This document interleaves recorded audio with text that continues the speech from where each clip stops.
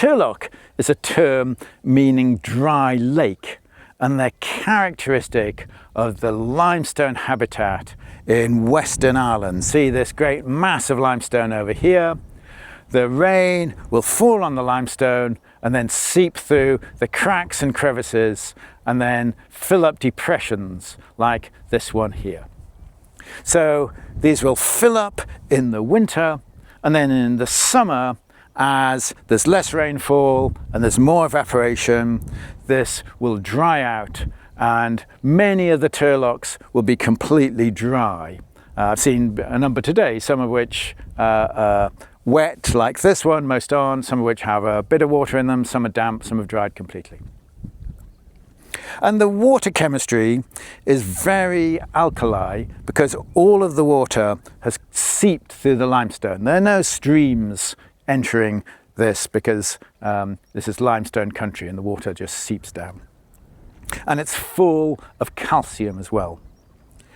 And then the sediment that you see is often marl, and marl is calcium carbonate. So you see here on this rock here, you can see this layer of dried calcium carbonate. And in the lake, you'll see there's a white calcium carbonate in the bottom of the lake, marl at the bottom of the lake. And then this is very rich botanically, and in the center you will have aquatic plants, stoneworts and other species that can survive in the damp areas when it dries out. But as you come up the shore, in these shallow areas here, you'd normally expect to see waterweeds, but these are grasses and sedges because this is going to dry out. I filmed this in May. This will dry out over the summer and become rather like this habitat here, dominated by grasses and sedges.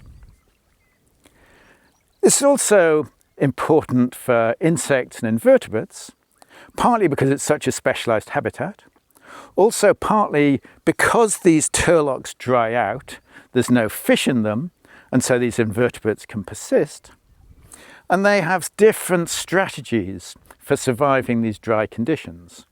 Some of them have resistant stages. They have eggs that are drought resistant in the summer.